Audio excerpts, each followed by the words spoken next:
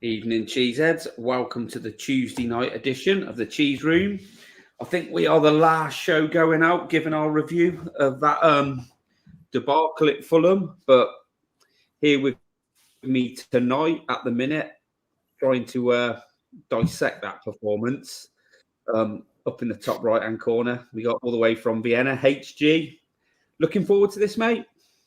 Yeah, mostly because I've forgotten a lot about it. So I'm not as angry as I was maybe Saturday night or Sunday morning. But yeah, I'm ready. We're Spurs fans. We should be used to losses at some point. It's still there's not been that many this season, but it wasn't what we thought it was going to be, was it? No, Steve.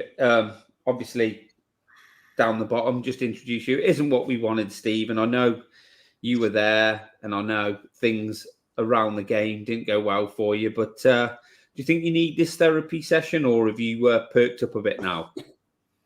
I'd perked up, and now I'm really depressed again. So, oh, Steve, come on, mate, come on. So for those listening and watching, says Fulham's not the easiest place for me to get to, so managed to get down there. Lost the game, obviously. Then on the way home, pissed off, put my right foot down in my car, and got caught speeding. So ironically, I did get 3 points on Saturday, didn't I? Well, yeah, double whammy for you, weren't it? Real shitstorm. But look, let's get into it. Let's get this therapy session going. HG, we've got the starting lineup. Obviously, we expected Dragusin to come back in. And apart from that, same team that started at Villa. What do you think? It's unchanged, isn't it? I think most of us thought it was going to be this way. I think, we all, you don't change your winning team. We just won at Villa. We'd slaughtered Villa. And I think people thought, okay, Fulham won't be easy, but they're not as good as Aston Villa. Their home record, although good, is probably not as good as Aston Villa has been. That we can do something. And so, I don't think any of us were massively surprised. We might be surprised to see the same 11 in the next game, but certainly before the Fulham one, I think this was probably what was going to happen. Yeah, Steve, you saw the lineup. You're not going to be surprised, are you? I think we pretty much all knew what it was going to be like. It was going to be on the Friday. Yeah, I mean, there's basically no surprises there, are there, apart from Werner or Johnson? That's really the only choice you've got. So the rest of it's pretty locked down, isn't it? So yeah, I think I was definitely interested that Richarlison was available, even if it was only on the bench. I wasn't expecting that beforehand, and when I saw that he was available, I started to think that maybe he would come into the team because he's not the greatest striker in the world, but he is a central striker, and he would make life difficult for Fulham centre halves. But I think because we'd done so well against Villa, it's not as if we were overconfident as Spurs fans, but we all thought if we've done it last week, the same can happen again. Yeah, I mean, lads, I think being Spurs fans, I think, you said we weren't overconfident, and I think even more, the worst thing about the whole thing, teams can lose at Fulham. Good team, they're a decent team at home. They've beaten Arsenal at home. They won at Old Trafford. I know Man U ain't the team they used to be, but they won up at Old Trafford. But I think it's more about the performance and the perceived attitudes of players. And this is what we'll talk about tonight. And maybe the coach not changing the tactics early enough, or not making subs. Probably not going to change his tactics the way Ange is, but not making any changes to personnel or anything early enough. And I think that's what we're going to talk about tonight, isn't it, Steve? I think that was the most annoying thing about the whole scenario, was just the sheer perceived lack of effort, enthusiasm, and idea. Yeah, it's just a really damp performance, wasn't it? And I think, Stephen in the chat says, people have gone a bit ATT. And yeah, we probably have. We always do as Spurs fans, don't we? Particularly on Twitter.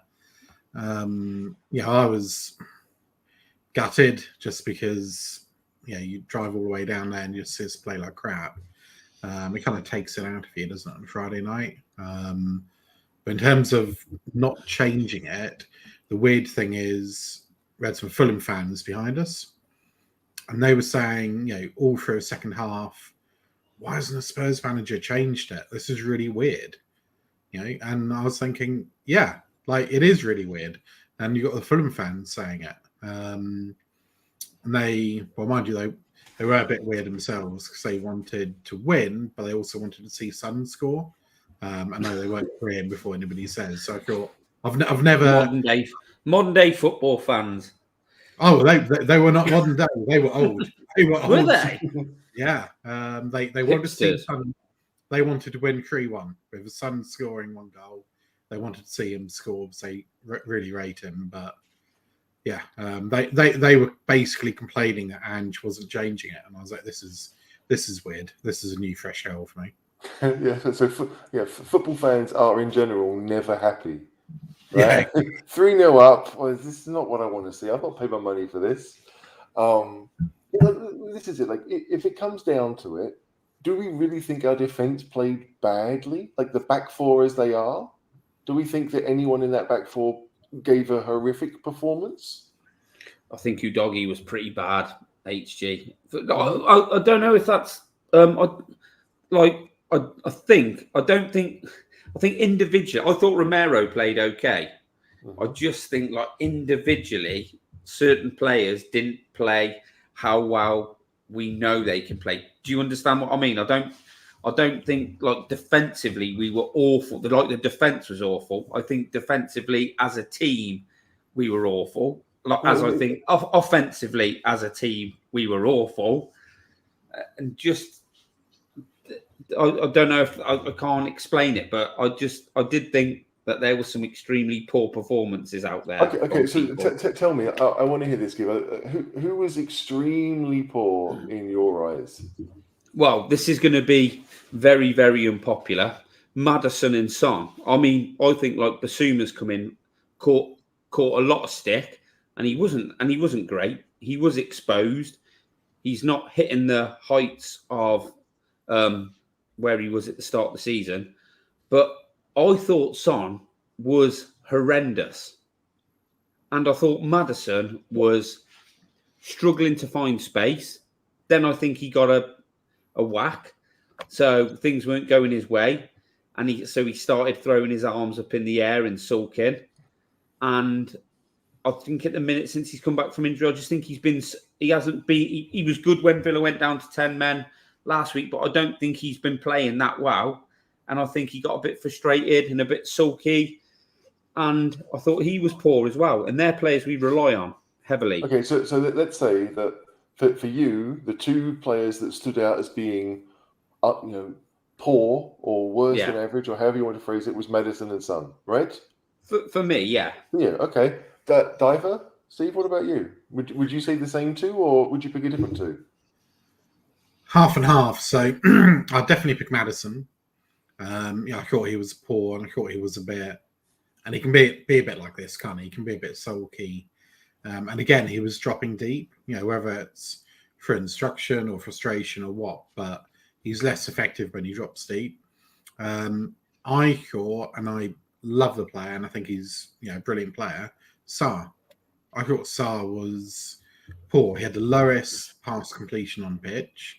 He gave the ball away constantly, and he looked, apart from a couple of half decent moments, he looked pretty clueless. And I don't know whether there was tiredness or he just wasn't in the game, or quite why. You may know better than I do, HD. But I thought he was poor. Bissouma, I don't think played particularly well.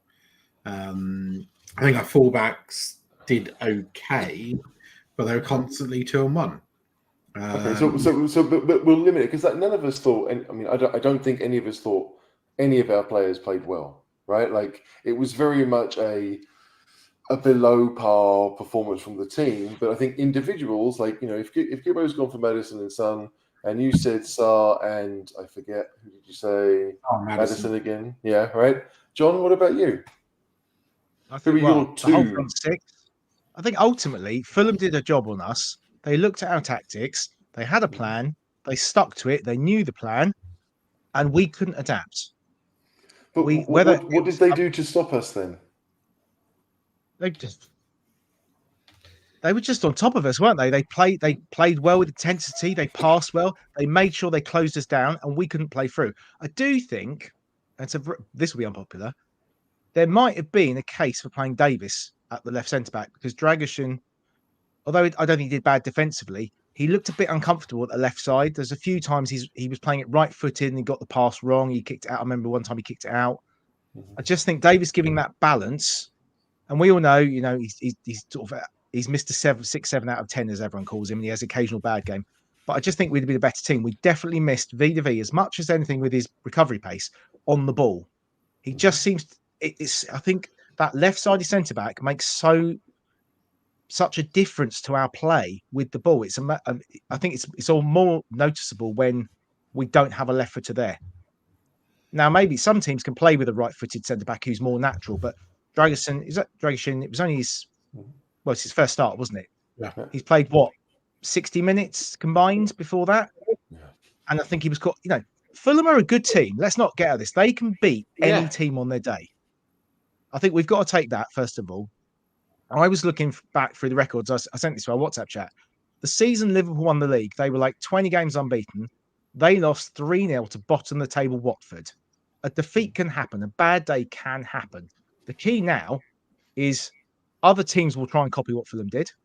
Obviously, Wolves had a plan against us. The one thing but both Wolves and Fulham did was they're exploiting us on the wings because they know our fullbacks want to push in. Johnson didn't track back enough, and I think I probably would have had Werner ahead of him because of his defensive qualities. I do wonder if Ange is planning for the future of planning without Werner, which is why he's playing Johnson at the moment. Yeah, I'm glad that someone else brought up his name before I mentioned it because we went around the houses talking about the front six and Maddison and Son and named every other person in it apart from our Welsh winger Wonder Boy.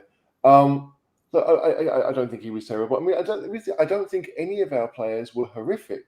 We really don't. I think it was more a system that Fulham just knew what they were doing and they got on top and they stayed on top. I think Fulham's goals, again, they came from nothing really. Like, I'm trying to even remember the first one. I remember the second one because that to me felt like a real fluke. There is no way he tried to knee that in the corner deliberately. I won't have anyone tell me that was a deliberate finish into the corner.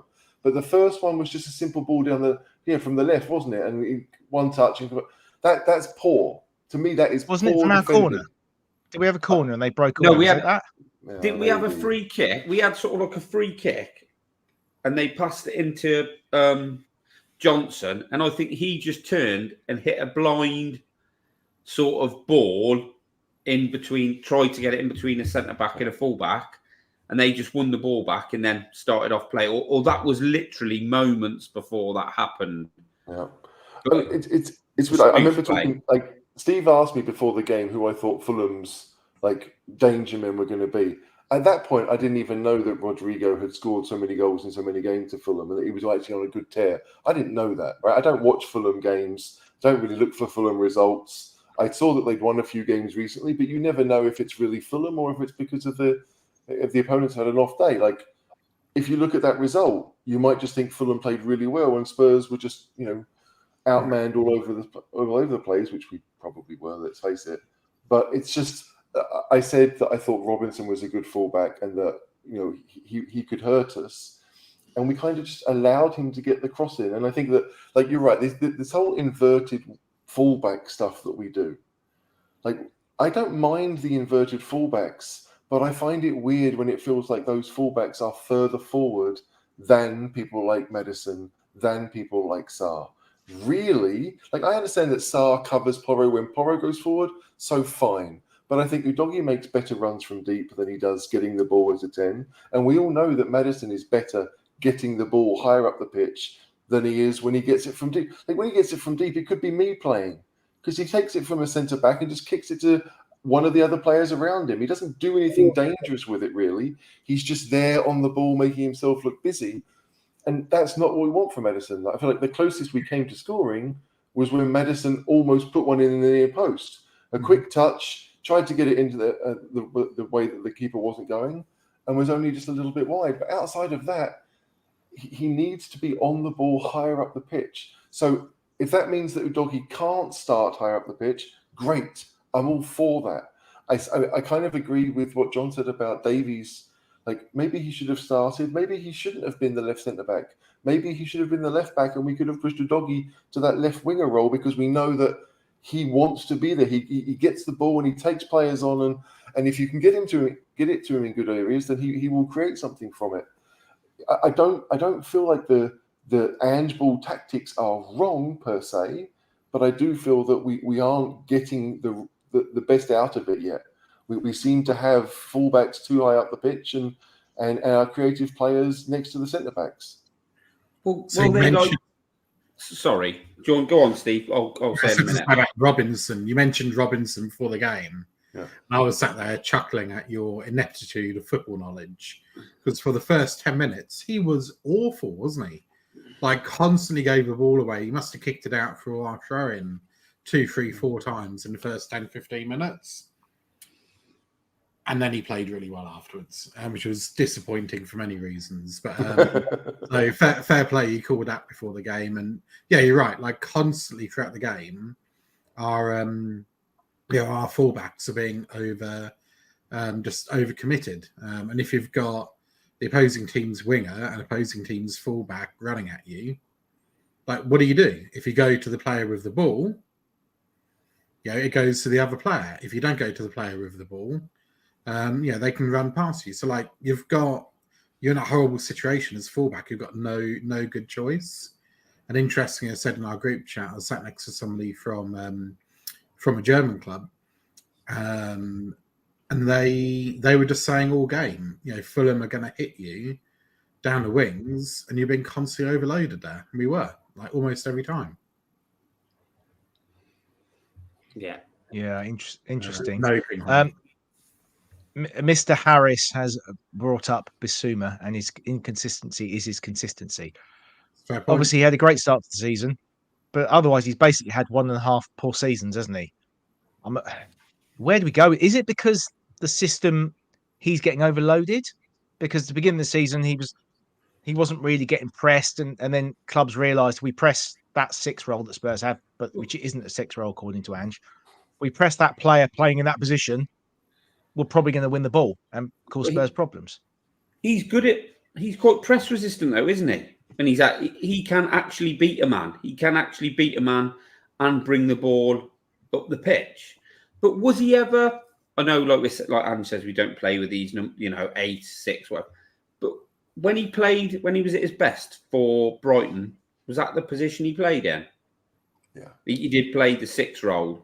Yeah, as far as I remember, Brighton under Potter, they like to do the whole 3-4-2-1, right? And so the wingers would kind of move inside, and one of them was Pascal Gross, maybe, or whatever. And so he had lots of options to play it to. And so, although he was maybe the deepest of those midfielders, he was still able to.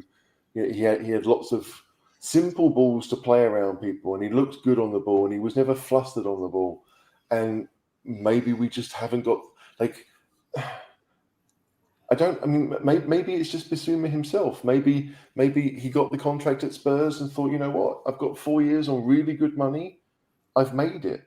I'm not, if you're playing for a move from Brighton and you don't really care who gives it to you, then maybe the money has changed things. Like, I don't want to think like that, because we've seen him do really well for Spurs at the start of the season. So you wouldn't think that made sense. And last year under Conte, we can all forgive him for that, because playing for Conte would be a joke. Right? Like, clearly, no one really wants to do that.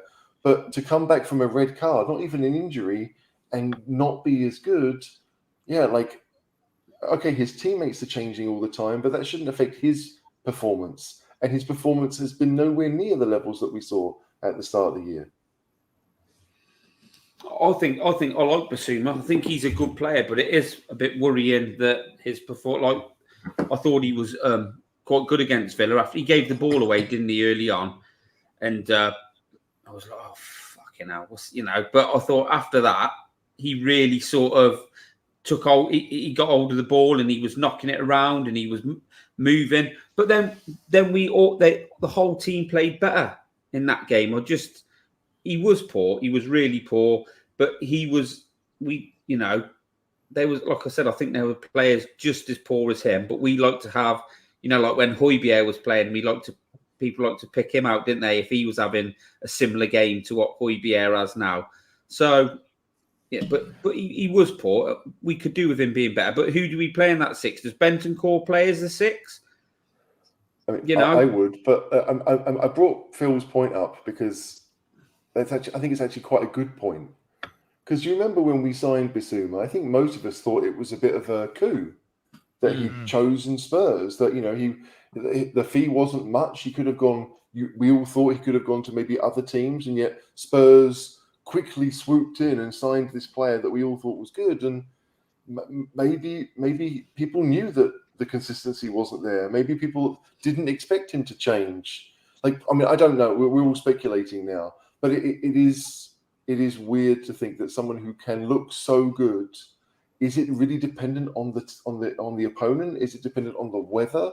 What is it that brings the best out of Bissouma?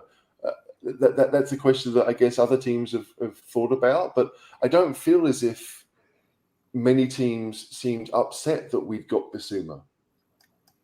Maybe I'm wrong in that respect, but I don't remember thinking that Arsenal fans, they've got Bissouma, Spurs are doing something. They've got Champions League qualification, and now they've strengthened themselves with a player, one of the best players outside the top 6, who's come to Spurs for a pretty small amount. I mean, if you put it like that, it feels like it should have been a coup. But we just he's playing in his best position as far as I'm concerned. So if we're not seeing it now, and we're a team that wants to play with the ball now, I don't know what needs to change. Mark's point here. Oh, is it going to load? There we go. No, sorry. Where's it gone? There we go. We do so well if Bissouma started dribbling like he did at the beginning of the season. Why do you think he's stopped? He obviously had a little couple of niggly injuries, and he's had 900 games of suspension, and then the AFCON. But why has he changed the way he plays? That's probably the question, isn't it? Is it because he's been caught? He was caught out, obviously, at City for one of their goals up at the Etihad. Is it because of that, or? I mean, the Forest sending off came from that, right? He tried to dribble and lost control of the ball and got sent off. So maybe that's played a part of it. But again, if Ange has been quite vocal about how he's tried to support Bissouma the whole season long, and how he wants his players to continue being brave, and that mistakes are mistakes, we live with them. You'd hope that's not the reason, because it's that sending off was 3 months ago almost now. It's a long time. Yeah, beginning of December, wasn't it? Were you at that game, Steve? That's Luton away, wasn't it? It was at Forest. Or was it Forest? He's been sent off twice. Yeah, he got sent. Did he get sent off at Luton as well? Yeah. Luton for diving, the second one, because he wasn't an Arsenal player, so he got sent off. Yeah. And then he got sent off at Forest, didn't he? No, it wasn't either of them, actually. Oh, okay. Well, I mean, make a phone call. This is it. Here is another one. Daniel says that Sarr's supposed to be a 6. Stephen does the same, basically, that Bissouma isn't a 6. He should be somewhere else. I don't know where else it would be, though. That's the thing. I don't look at Bissouma and think he's going to be making runs into the box and scoring goals. So what is he in Ange's system if he's not the 6? If he's like a 6 in Ange's system, but when he was at Brighton, did he? Do you know, we used to play 4, then a 2, then a 3, then 1 up top. I mean, would that benefit him more and Maddison, because Maddison's playing that is his role, is that number 10 behind the striker in a 3? But obviously, we're not going to play like that. But would that help Bissouma playing in that role, like you said, if he's got someone else a little bit closer to him? But I think it would help Maddison if he was further up the pitch. I don't think it would change too much for Bissouma. But yeah. His performances are, like you said, he has been inconsistent. Maybe we'll be looking at someone else in the summer to fill that role. I think we do. I think we do need a really top midfielder, like somebody's put in here in the comments, like Paulina. I mean, he's getting on a bit now. HG, is that sort of time's gone to have gotten him in, hasn't it, to play that role? He's just a tackling machine, isn't he? If you're expecting someone who you can sell in 3-4 years and not make too much of a loss, then yeah, I guess the time has gone. If you want to sign someone who is a very, very good at what he does, which Paulinho clearly is, then yeah, we certainly need someone like that. I mean, like if you think that the version of that we have is probably what, Højbjerg or Skip, and Paulinho is clearly better than both of them at that job, then yeah, like you want someone like Paulinho in your squad. He's Fulham's best player. And he can play a bit as well, can't he? Yeah, he's no. It's surprising that he waited so long to go to a big league, because he played in Portugal till he was 26 or something. Because he clearly has the talent to be more. But yeah, it's a weird thing with Spurs, because we've got all these lovely ball players in midfield, right? Even Sars, no slouch. But do we have that Rodri figure who will clean everyone out if he has to? Do we have that mentality? No, like okay, I don't want anyone as good as. I mean, I do want someone as good as Rodri, but I'm not expecting that, right? But there is this idea that like there's got to be some kind of steel to the midfield. We can't play through everyone. Like I don't think we're good enough, and I'm not sure we would ever be good enough to do that. So if there are going to be changes, maybe it's not the starting three that are going to go. Maybe it's going to be the ones that are on the fringes. But you'd have to think we would want someone like a Paulinho, someone with a bit more steel, to kind of, just to be there when we need him. Yeah, definitely, mate. Yeah, I mean, thinking in the players we've had in the past, obviously, football changes over the years, but Wood Carrick, that was the role he played. He was a different sort of. He wasn't a tackling midfielder, was he? But he could intercept. He could read the game, and he was a passer. He was the metronome for Spurs for that season and a half after Santini went, and after Dave went to Fulham and got Santini sacked, obviously, and for United for years. And obviously, the United fans kicked off because he wasn't Roy Keane, because he replaced Roy Keane, because he was. And I just said to people I knew that United fans said he's not the same player. He's a different sort of player, and they loved him by the end.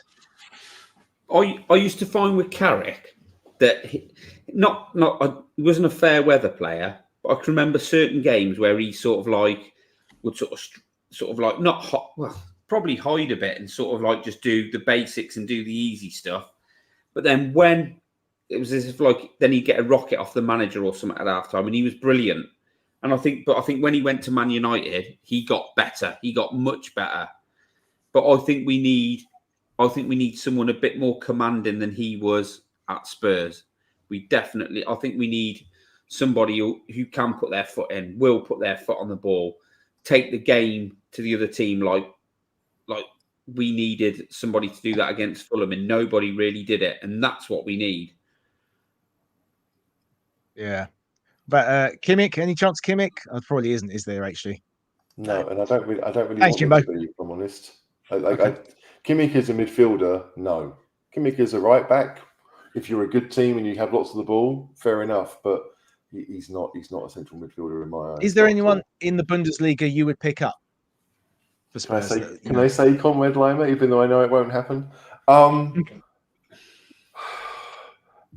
Right now, probably not. I mean, all of the midfielders I can think of are more of that, the kind of the midfielder that Lucas Bergvall will be for Spurs. That someone who is comfortable on the ball and actually makes runs into the box and will score you goals. I still don't think we get enough goals from that midfield three. I know that Sar's got a couple. I don't think Bissouma's got one this season. Madison has had a few, but obviously been in and out. Like, we don't have enough threat, really, because whoever's played in midfield, I can't remember too many goals. We've managed to get goals from whoever's played in the front three, but not from midfield. So, yeah, in the Bundesliga, I should have thought about this beforehand. Sorry, I just thought of it. No, it's okay. There are clearly good players in the Bundesliga, but I just to do that tackling role. I mean, like Liverpool found Endo from Stuttgart, and Stuttgart were woeful last year. The Stuttgart now they're third in the league, and they'll probably get Champions League. But Endo was a player that no one really thought anything of, and they plucked him, and he's done a really good job for them. So there will be players there for sure, but I think it's more, the balance between those midfielders has to be right. Like we expect to lose Højbjerg probably. We expect to lose maybe Skip too. Bissouma only signed a 4-year deal, I think, at Spurs. So we'll have a decision to make on him relatively quickly. And so it's interesting that Ange has come out and said in the last few days that they're definitely looking for a left-sided centre back. I have no doubt he's looking all over. I don't think there's a position at Spurs that he's not going to try and improve. I really don't. So it's going to be a busy summer, but I do feel that, as everyone has said, some kind of ball-winning first midfielder should be high up on our list, because if we don't win that midfield battle, it doesn't matter what the rest of our players can do. Now, a little birdie who maybe sat next to me on the screen told me we were linked with somebody from Atalanta at Christmas. That was Edison, Stephen. So we have been looking at this guy. There was also another youngster, wasn't there? Scaloni? Scaloni is a centre back. Scalvini. Scalvini is the World Cup winning manager from Argentina. Yeah, Scalvini is the centre back. But I don't know too much about Edison. I've not seen Atalanta for a while, but we clearly need midfielders. Yes, I still think we need backup or even improvements on the fullback area. Judging what you're saying, we do need 2 fullbacks to go along the ones we have, because I don't think Emerson is really up to this system, and I don't think Davies is really up to this system. Whether Davies stays at the club next season as a utility player, as he's called, backup player, but I think we need fullbacks. We definitely do need to sort the midfield out. I think Lo Celso will go as well, probably, even if it's on loan. Do you think our forward line's good enough then? No. I think that's worse than I think not worse. That's wrong, because it sounds like I'm overreacting to the whole result. But I think the forward line is in need of an upgrade more than the midfield. I think we do need what HG says, definitely one midfielder to come in and complement the rest, but be the main man in that midfield. But our wide men are so predictable; it's unbelievable. They just literally they're just going to run into traffic.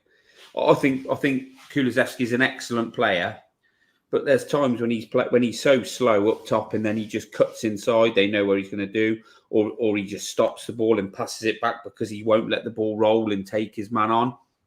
And I think that is an issue.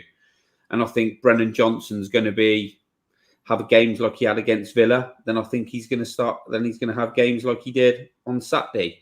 And I think, like I said, I love Son, and I think he's been a great player for Spurs, and he still is a great player. And at clutch moments, like I said, it wasn't on Saturday, but he's a brilliant finisher. He's an elite finisher, and little things he does now and then are superb.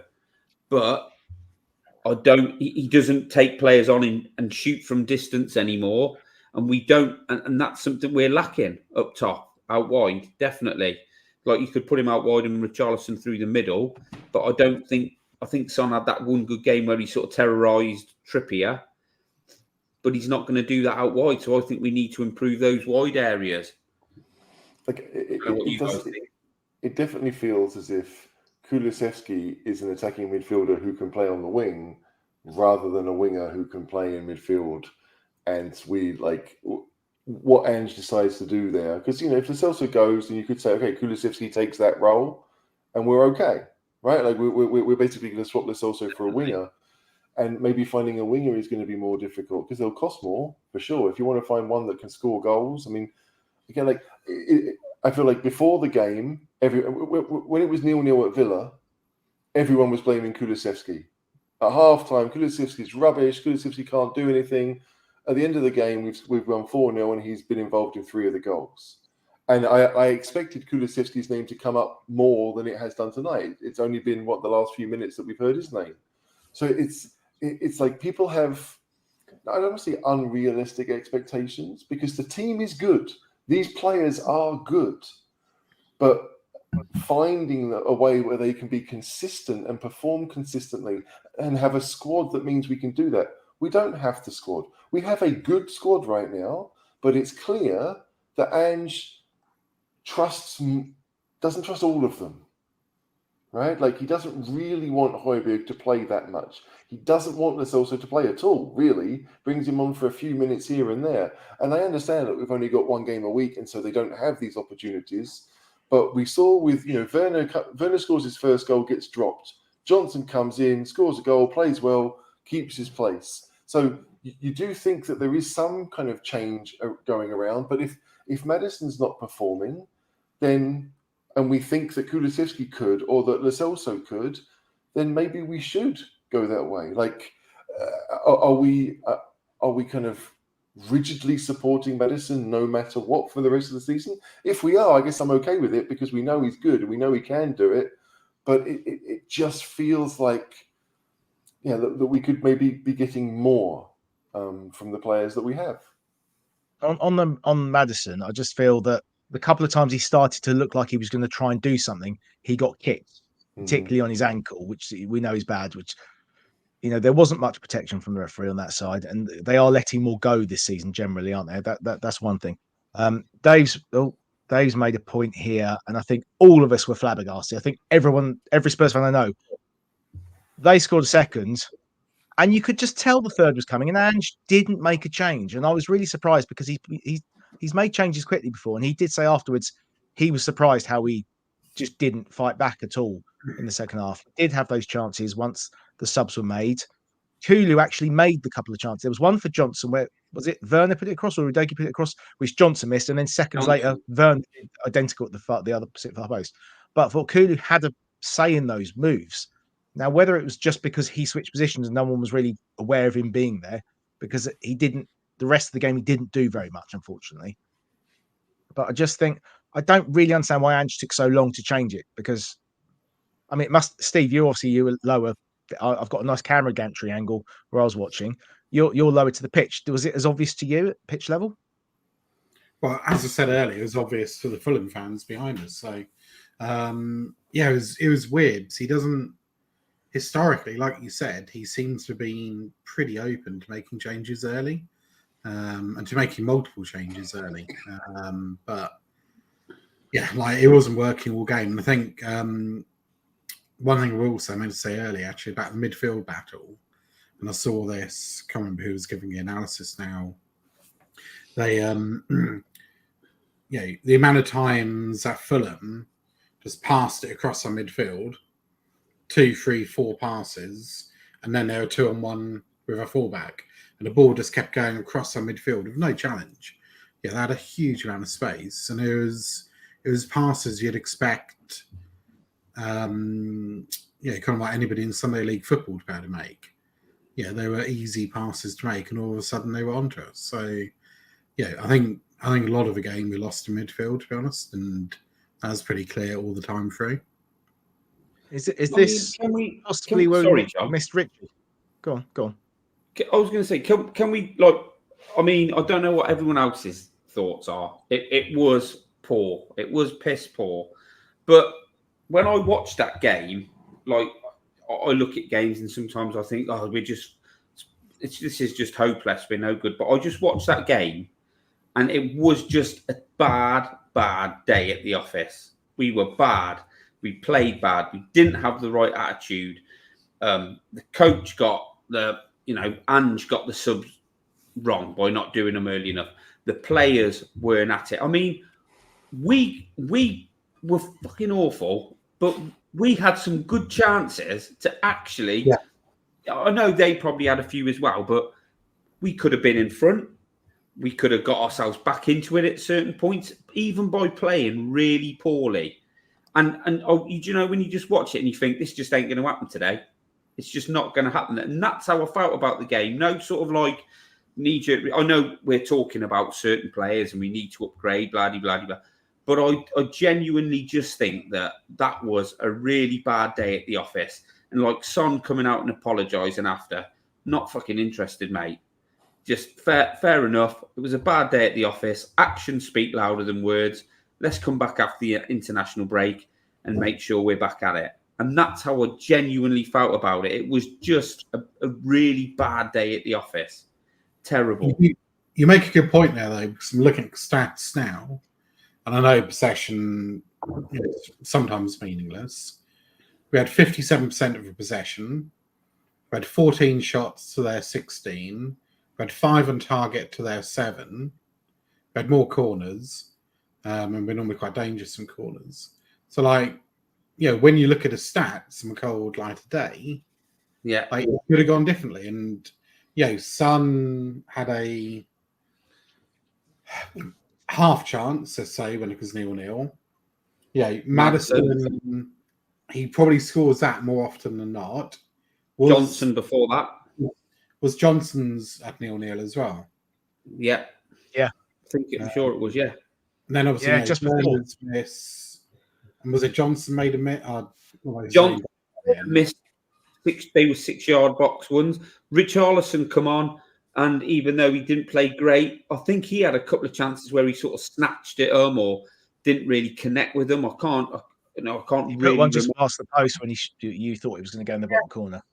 Yeah. So, and like the stat that Spurs had scored for how many games in a row or whatever we'd scored for, and I know this. I sort of believe in the law of averages a bit, and I think haven't we won it Fulham the last 7 times or 6? In the league, yeah. And we've scored in every game the last 38 games, and I think more so than it just being same old Spurs. I just think it was one of them days where it was an old Spurs thing, but I think it was more that just a perfect storm of shit. Yeah, I mean, the cliche is that goals change games, right? And I don't think any of us thought that we were better than Fulham in the first half. I think if anyone was to go in 1-0 at half time, it was probably deservedly Fulham. Mm-hmm. But we'd had our chances in that first half. So as they. I mean, Vicario had made a number of good saves in the first 10 minutes, it felt like. So it wasn't an unfortunate scoreline, but it was also relatively out of nowhere, their first goal. And the second goal, I maintain, that second goal doesn't go in, then the third goal doesn't happen. Because the third goal was so soon after. So we can look at that move for the second goal and we can say Spurs were madly open, right? It was a simple ball looking to midfield and suddenly it's almost 3 versus 2 and they've not done anything to get into that position. But again, the finish is a fluke, right? So it's tough to look at that and say, we can look at the stats and be like, Spurs did all right and Fulham did all right, but Spurs didn't do anything until they were 3-0 down. So is that really because we made changes? Or is that because Fulham thought, hey, we're 3-0 up, guys, we can waltz this one? Because to me, that's kind of how it looked. I don't feel like Højbjerg was much better. I just felt like Fulham took their foot off the gas. 3-0, the game is done. Spurs aren't coming back from that. We had 2 chances in quick succession, so we could have, but we couldn't take them. So no wonder Fulham were thinking this is going to be a breeze. It's one of those things. You look at the stats for the game as a whole, that's great, but it doesn't tell you how the game went. It just tells you what happened in the game. And surely when you're 3-0 up after an hour, it's going to be a lot easier for you, just like it was a week prior when we were 2-0 up and Villa had a man sent off. Maybe our possession stats went through the roof after that point. Well, you'd expect them to. So I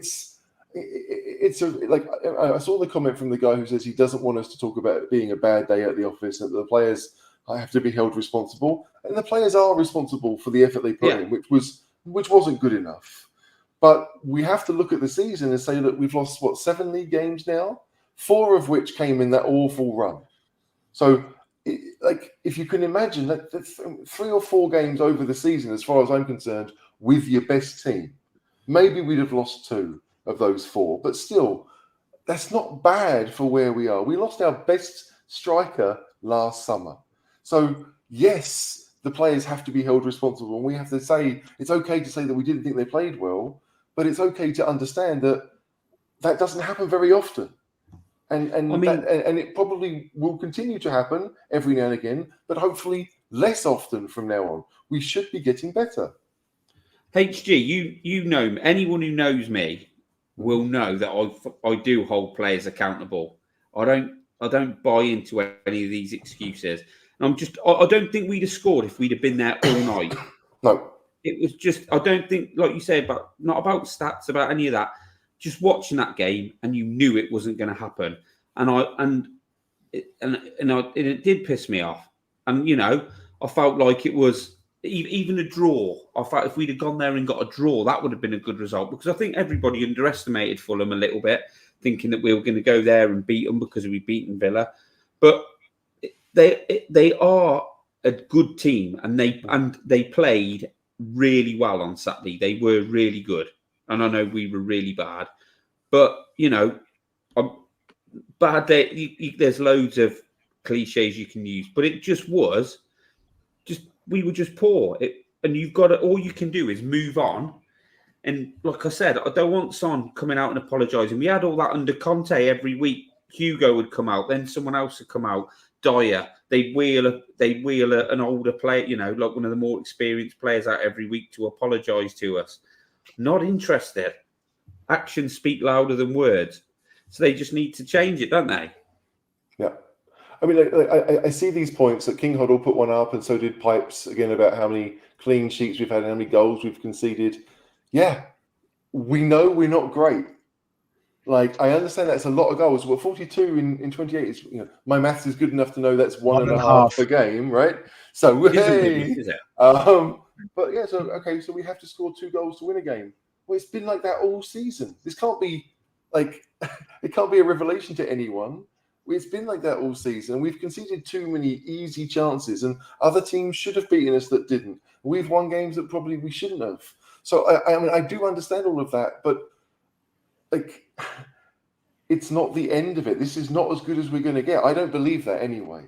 No. I do think we will get better. I think Ange knows that he's playing people every week that he doesn't necessarily want to, but he feels that maybe Bentancur isn't fully fit, or the Johnson and Werner discussion is like, how do you want to die? At the end of the day, I don't want either of them to happen, but one of them has to. It will happen. There is so much more to be had from this system, as far as I'm concerned. Maybe I'm deluded and I'm living in a world of hope. Okay, I'm okay with that. I don't mind it. If Spurs concede 1.5 goals a game and score 2 goals a game, I'm all right with that. And that's basically where we are. So there are obviously things to discuss and things to be mad about, but we could win our next 3, and then everyone's thinking, okay, well, forget Fulham. We have to forget Fulham happened. We just have to learn from it. And that's the key thing, isn't it? It really is. Is this a one-off? Because teams have these results in a season. Obviously, famously, Conte's Chelsea lost 3-0 at the Emirates, and then he changed the system, and then they went on a run. And we had games under Conte in that season where we lost 1-0 at home to Brighton, and the 0-0 that Steve and I had to endure at Brentford. And then suddenly we won the rest of the games that season, didn't we? So sometimes you just get these little blips. Now, hopefully it is a blip, and it will give the players a kick up the arse they need to step it up a level. There's no way Ange wouldn't have been angry with the players. He'd have told them well and truly. So we just need to. Unfortunately, the timing isn't great, because they all would have gone away for international break, and we come back and we've got Luton. Is that right? Saturday. Yeah. Which isn't going to be an easy game. Fortunately, it's at home. If we were at Luton, I'd be very worried. But we should win that game. But ultimately, guys, I don't know what you think, but we are where we should be. I think we are the 4th or 5th best team in the league. I know we've conceded lots of goals, but we've got the points we have. We've scored the goals we've scored.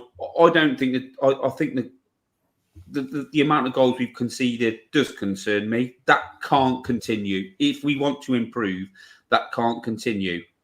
But we are where we deserve to be. That is how good we are. I don't think we're any better than where we are in the league. I genuinely don't. I think we are where we deserve to be. I always think back, because I don't think Spurs are never going to be like Man City, right? Who can go out and spend a fortune on any player that they want, right? But Spurs, if we're going to try and emulate someone, we have to try and emulate Liverpool, because they're the ones that went from being Europa League, sometimes Champions League, to being, the best team in the country, to win the league, to win the Champions League, sadly. That's what Spurs have to try and do. And if you look back to what Liverpool did, that first season under the Klopp, they finished, I think, 8th. They got to the Europa League final, and you could see that on their day they could beat anyone, but quite often that they would lose to some teams they probably shouldn't do. Like, I don't want to think that I have to wait 3 or 4 seasons to see a Tottenham I really want to see challenging, but that's how it is, right? Unless you are Man City and you can go out and buy anyone and everyone no matter what, it's taken Arsenal a number of years to get to where they are. So you have to think that, like, I'm much happier watching Ange ball for the next 3 years in the hope that I'm going to see something that I want to see than watching Conte ball in the hope that I'm going to see what I want to see. Like, that's just, as a Spurs fan, as a football fan, that's kind of how we are. But like that Liverpool season under Klopp to begin with, they went out, and I think the next season they went out and bought Salah, and he scored a bucket load of goals, and Liverpool were much better, and they finished in the Champions League spots, and everyone was like, great, like Liverpool have got that. But we all knew that Liverpool were pretty fallible at the back, and they would concede a bunch.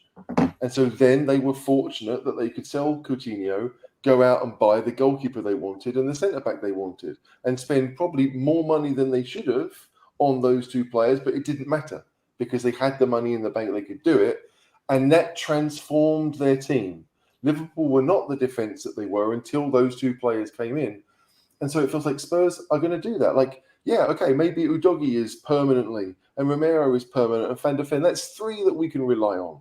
Porro, okay, that's 4, but still, like, if we want to build a squad, then we have to have. You took Van Dijk out of that Liverpool team, then they weren't as good. You take Van der Ven out of the Spurs defence, we're not that good. We're not as good as we could be. It is going to be a process, and we are going to have to buy well and train hard and just get better at what it is that Ange wants us to do. Until then, yeah, the 3-0 defeats at Fulham are going to happen, but you hope that next year we go through the league campaign and we maybe lose 5 or 6 games instead of 8 or 9. And I mean, we've won a fair chunk of games this season. Most years, the amount of games we've won should see us in 4th comfortably. It's just that Villa have done the same, and United have won a load of games too. So I get that it's not fun to watch Spurs lose and to watch us underperform. But we have to think that this is going to happen. We were told there would be bumps. We knew it would be difficult. In many ways, it's probably been a bit easier than we expected at the beginning. And now we're seeing that it is going to be tough. And I just want to before, comment on, so I was going to say, like Steve, sorry, Steve's waiting page, but you bang on right, HG, because Klopp and Pep, to play their style of football, they are 2 quality coaches. We don't know if Ange can get there yet. We don't. But they are 2 quality managers. But they have to have their Rodris or their Bernardo Silvas or their Van Dijks or their Robertsons and Trents. Ange hasn't got that yet, has he? He hasn't had those transfer windows to get his, like, that team to, like, function in how he wants it. So, you know, these people who are calling for, he can't get that team to play exactly how he wants when he hasn't got the pieces he needs to make that team. As I said, like, your Klopps now have got, and Man City's when they've just gone on to steamroll everyone. We've not got that, have we? So, like, the talk, you know, of and I know there's people calling for Ange's head and starting to knock him in that, but fuck, you know, what are we going to do? You've got to give him a bit of time for where he's got Spurs at the moment. Surely it can only get better, as if you said, we recruit well and continue to do the things that we believe in. Yeah, I mean, it's all about recruitment. I mean, that's the thing. Like, I don't think we recruited fantastically last year. We got a couple of really good pieces, and we were lucky that Udogie finally came in and turned out to be a superstar. But yeah, like, you know, spending 100 million on a player, it would be lovely, but we need more than one player. And if you spend 100 million on a player and it doesn't work out, you are well and truly effed for a long time, because that's just how it is.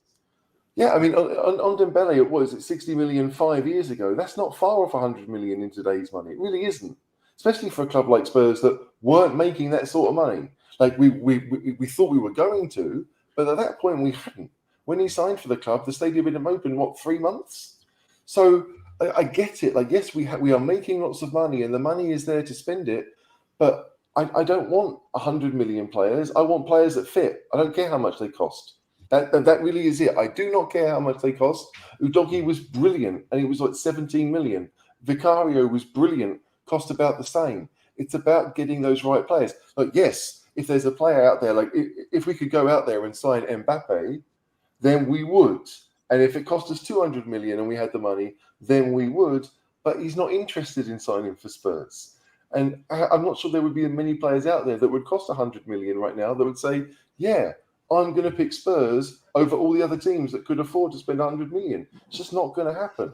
Like, Arsenal, rightly or wrongly, went out and spent the money on Rice. I guess we'll see if it turns out to be right or wrong. But just because they spent the money doesn't really mean that we have to go and do the same. Man City spent 100 million on Grealish. Hasn't really changed much for them. Hasn't made them a much better side. Yes, they've won a Champions League, but no one would say it was because of Grealish. So the amount of money has never been the issue. It's always been, like, are we buying the right players? And do we have a manager who is committed to making those players better than maybe what they were already? Because we haven't had a manager like that for a long time. And that, for a club like Spurs, you need it. You absolutely need it. Yeah, what we've seen with this, just commenting on this, is that Arsenal, Steve and I had a quick look at their accounts briefly last week, I think it was, and they've made a loss 3 or 4 seasons in a row, haven't they, Steve? Quite considerable. Yeah, they've got to be, I don't know the latest figures, but they've got to be thereabouts of being in trouble for FFP, haven't they? Yeah. Who cares about that anymore? It's just bloody toothless, as we've seen with City. But yeah, they've got to be borderline, and I can't see them spending much more money next season. And I think for me, it's always been, and we're slowly moving here. Do I want to buy a £100 million player? No, because like HG said, that's going to be the bulk of our transfer window done with one signing. And if it doesn't work out, or if they get injured, we're screwed. I'd rather us do what we're doing at the moment, which is identify key gaps. We needed left centre back.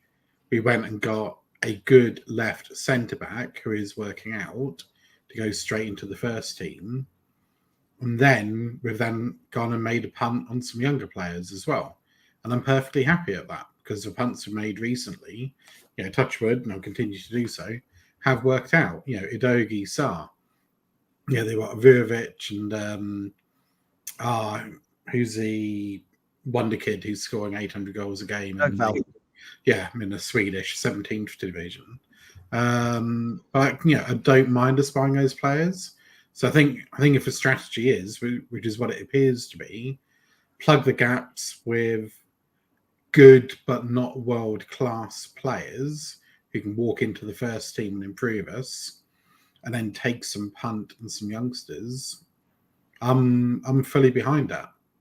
Whereas historically, it just seems to have been go spend some money, spend any money, and we'll see what happens. So this was posted just after 6 o'clock. Romano saying that he sees Tottenham signing an important midfielder this summer, a really important one. I think they want to add something special in that position. So not Conor Gallagher then, HG. So it's oddly enough that wasn't the name that sprang to mind. So I don't know why, but yeah, definitely not Gallagher. Rubbish. But we'll do some business. But they must be able to replace. I know he's homegrown and he's a Spurs lad, but Ollie Skip, Lo Celso, and Højbjerg, who really haven't considered. Højbjerg's done a good job as a sub on occasions this season, but he's got a year left in his contract come the summer. It's time to move him on. I don't really see any benefit in keeping him, to be honest. Skip wasn't even on the squad on Saturday. I don't know if he was injured or not. Stephen, if you heard anything. Was he a sub? Was he a sub? Maybe not. I think with Van Ven out, he might have been a sub. But if everyone's fit, I don't think he makes the 20. You're right, because Brian's not in there. I think they're the two that kind of miss out when everyone's fit. But yeah, I mean, maybe we just need to sign a 100 million midfielder and everything will be okay.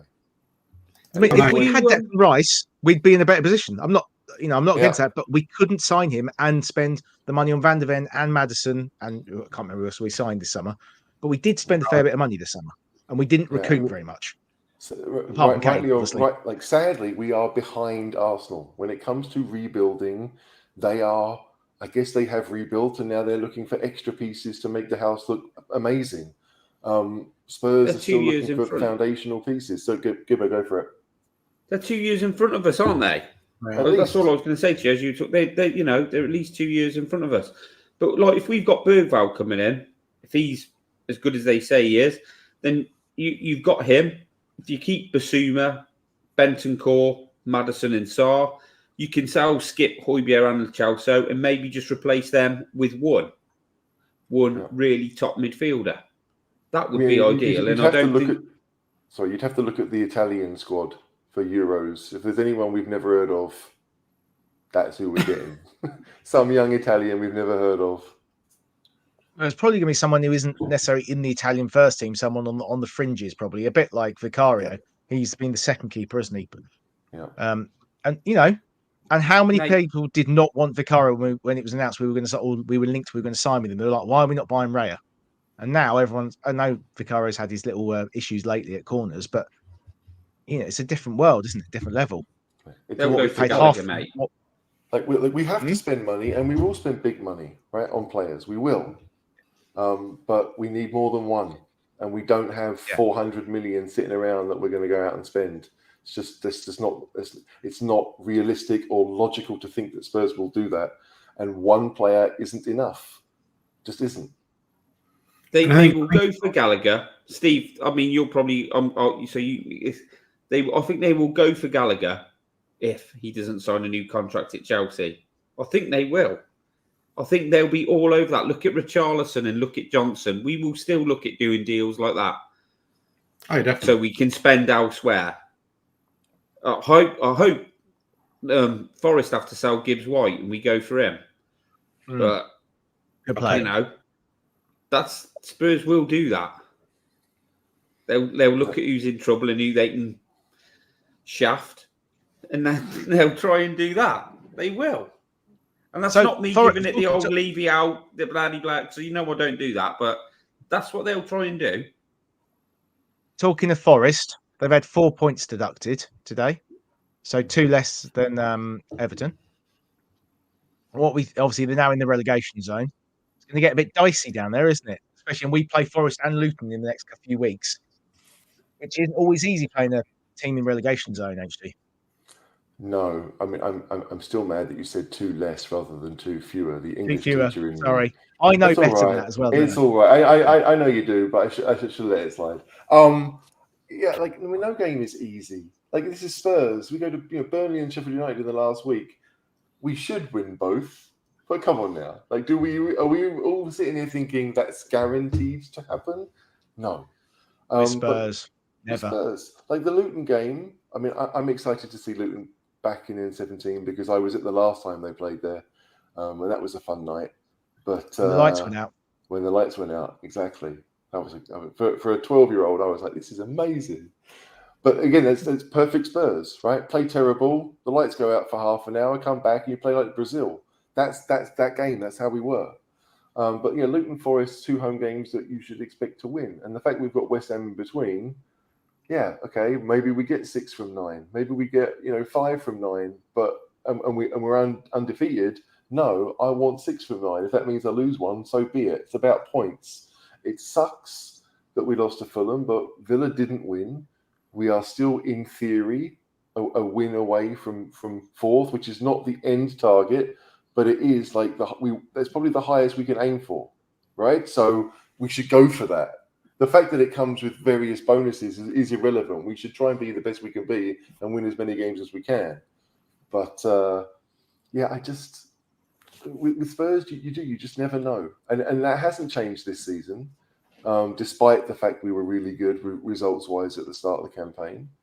But now it's about Ange knows what needs to happen. I trust that he will make it happen, and it might take him a bit longer because he's not the biggest money team in the league, but I think he's committed to us. He wants to do it, and he knows that doing it with Spurs will mean a lot more than doing it with City or with Chelsea or with whoever. For him to be the one to take Spurs to whatever it is, and I know he's thinking titles. I don't even want to say it out loud, but he's thinking he wants to win the Premier League with Spurs, and that's it. And he believes it's possible. And I want a manager like that that's possibly somewhat deluded, but it really believes it and really lives it that this is doable. Well, it's not that, is it, HG? It's like if we finish fourth, we'll take that, but I want to win the league. You know, we'll finish where we finish. We'll finish as high as we can, but I want to win the league. I don't want to say at the start of the season, you know, as long as we get fourth, top four, that'll be great. We don't want to be doing that. We want to be aiming to win every trophy we're in. Yeah. Surely that's what competitive sport's about, Steve. Yeah. Yeah. And didn't somebody say, was it Conte, one of our ex-managers, something about better to fail aiming high than to succeed aiming low? One of our, I know he's one of our loved managers who said that. Man, please don't even. I'm going to clip that. You saying it was Conte, and that would go viral. But yeah, like we have to. Everything Conte said was angry stuff. Yeah, everything Conte said was, "Don't look at me. Not my fault. I'll take the 15 million. I'll take your money, but none of it's actually my responsibility." Never been so disappointed, really, in a manager. Mourinho was Mourinho'd, right? Like he got sacked. That wasn't his fault to get sacked when he did. But Conte set himself on fire and then tried to blame everybody else. I've got no time for that man at all. That was a bad day. Mourinho, wait for the book of Mourinho. That's all I will say. I mean, I can guarantee to everybody in the chat and everybody watching that Burnley, we're going to smash them. We'll smash Luton. And Sheffield away is going to be awful. And we're going to do whatever the bare minimum is, and we're going to come just short. And I know that because Burnley I'm not going to, and Sheffield I am. And I'll get another 3 points on the way home as well. Yeah, Steve got done for speeding, everyone. Steve, so you saying Spurs are going to get fifth? Because that was my next question. I've put the table up there. Are we going to be fourth, fifth, or sixth? Or worse? You know, I mean, I'm always way too optimistic, which is why I only on 600 dinners at Goodman's now. But I still think we're going to get fourth. Okay. I think it'll go right to the wire, and I think we'll get fourth in goal difference. HG, Villa are still in the Conference League. I think they must be favourites for the Conference League, especially with Emery. Is that going to weigh them down with any luck? Yeah, it would make life more difficult for them for sure. I mean, like of the last 6 weeks, if they get to the final, they're playing 4 midweek games in those 6 weeks. That is a lot.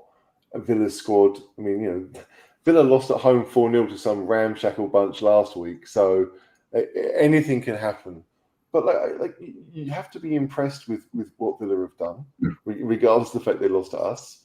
But yeah, like Villa, Spurs, Man United, they're all teams that lose games relatively often.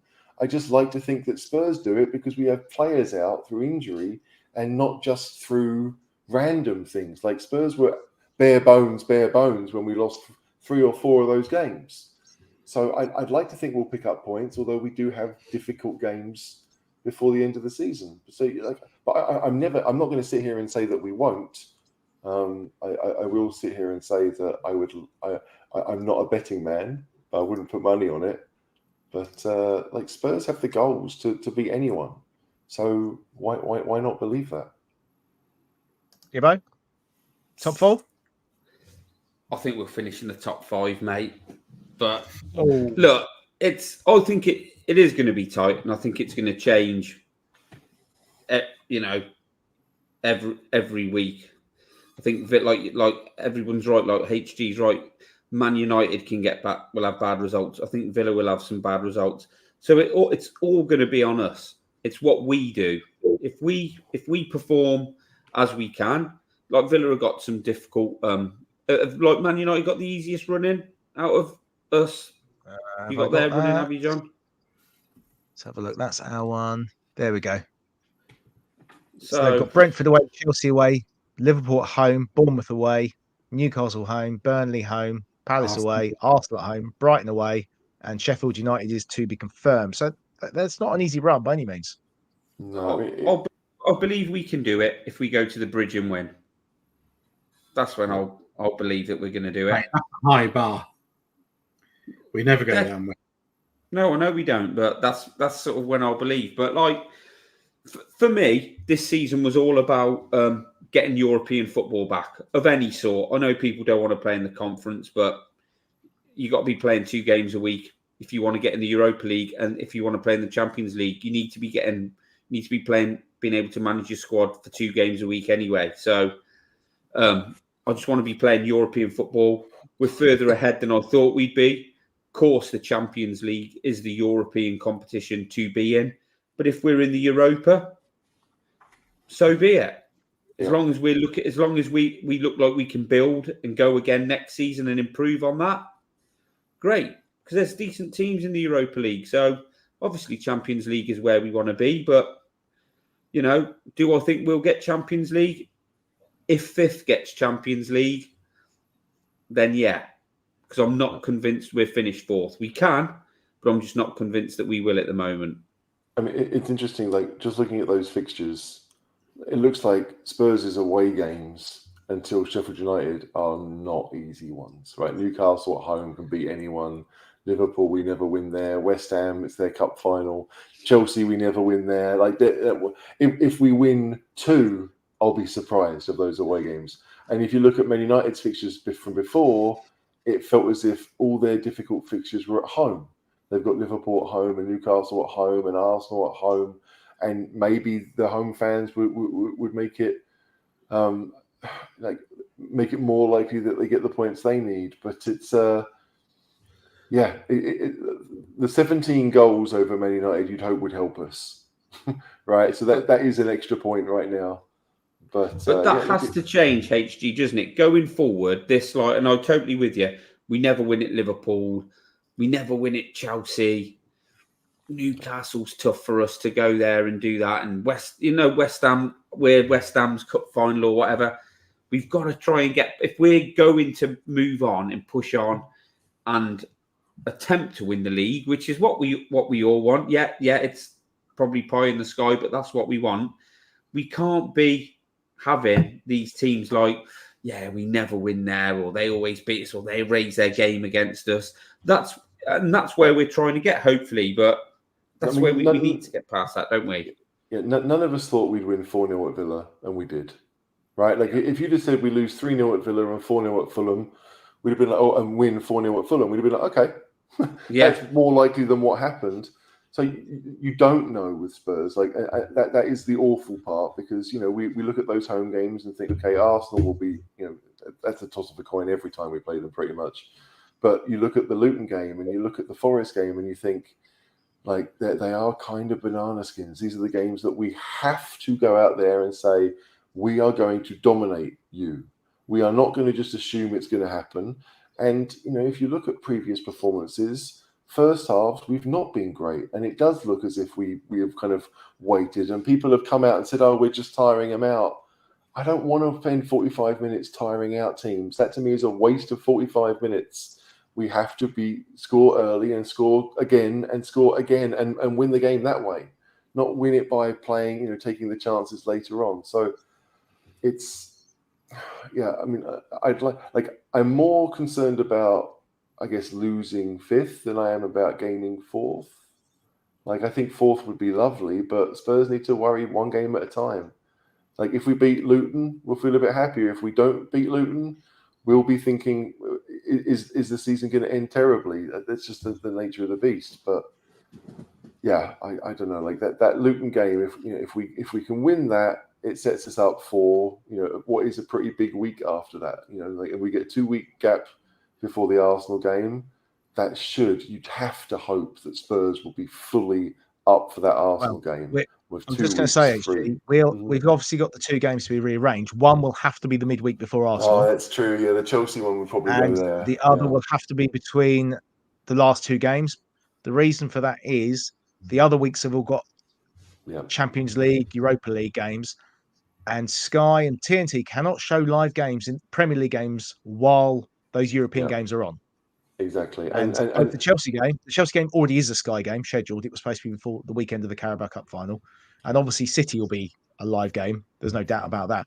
So HG and I were surmising it will probably be Chelsea 3 days before Arsenal. Now, the Arsenal game might be the Sunday. They haven't decided the TV picks for that round. The Liverpool game will probably be on Sunday because Liverpool are in Europa League. So we'll play Thursday night. And then City will be between the 11th and the 19th of May. So it could well be the Tuesday, Wednesday, or Thursday. It might be that Sky somehow shoehorn Chelsea Arsenal in that week as well. And is there, I think, Man United, no, who, and is there another game? I think Liverpool Everton has to be scheduled. That would be one to go in there. I mean, like that's what you want, isn't it? Like if they've got 3 teams going for the title, then they'll look at it and be like, right, who do we think is going to be third going into that? We'll put them on the Tuesday night, and then we decide which one we think is best. And yeah, I can totally see that Man City home game being 3 days before Sheffield United. It'll be the Thursday night. It'll be the last of the games, and then it because the narrative suggests that not only is it massive for Man City, but it's massive for Spurs too, right? Like the Chelsea-Arsenal game will mean very little to Chelsea, apart from bragging rights as to which team hates Spurs the most. And Liverpool-Everton, okay, there's massive bragging rights there, but with Everton fighting relegation, you'd expect that one to be on as well. But yeah, like it's always interesting this time of season. I worry that Spurs, like although we can win any game, I still don't think we will at any point. Am I ever really confident that we're going to go out there and beat someone? And that's obviously concerning. Cool. Okay, we've been going just under hour and 20. I think we'll wrap up there. Please do like, subscribe. If you're watching this afterwards and catch up, please give us a comment and we will try to get back to you. I think we haven't quite decided if we're going to be back on Friday. Obviously, it's international week, so there's no Spurs game to preview. But if we're around, I did have a question from a Patreon that I'm going to say for another show, and we're going to discuss predictions. Obviously, there's news of the government's bill on football going through today as well, and there's quite a lot to discuss. And we can look at transfers as well and predict the rest of the season. So, I'd like to say, like, subscribe. Gibbo, thanks for starting the show while my wife wasn't home, so I couldn't come in. That's no problem, mate. No problem. We did all right, I think. I think we just coped until you got here, John. So, yeah, good to be on, mate. I think we've sort of like said and listened to everything we could about that disastrous result at Fulham, but like I said, it's gone. It's actions speak louder than words now. We come back against Luton and we absolutely smash them into the middle of next week. That's what we want. I just want to point out, just for Jack, there are 3 people in the UK and 1 English person not in the UK on this show tonight because he keeps digging at us that it's all the Yanks and the Aussies on. Stevie, thanks for getting over your 3-point. Are you going to do the driving course now? I be within limit for that. I'm not sure. More reason to hire a chauffeur, surely. Well, I'm just happy. Happy Caller's not on the show because he'd be ribbing me about my driving ability, wouldn't he? But no, happy to be on, and it was quite therapeutic, wasn't it? And I'm looking forward. So I'm going to go to almost said Belaine now. I never say Belaine, do I? I'm off to Tottenham Hotspur Stadium on Saturday, and for once, Tottenham can't let me down because we're not playing. The Saracens versus Harlequins. So looking forward to that. Nearly. Sorry, one other thing. Congratulations to the women's team for getting to the semi-final of the FA Cup. Are you going to that game, Steve? I don't think I'm going to that. But if we get through to the final, then I'll make it to that. Glory Hunter. Well, yeah. What kind of answer is this? I can't be asked for the semi, but if it's the final, I'll make an exception. Steve, you are bad. To make a phone call. I'm landing at Heathrow at 7 a.m. and that's right next to Wembley, isn't it? So just trotting over to Wembley for the final on the 12th. Fair enough. HG, thanks for joining, mate. No problem. Always fun.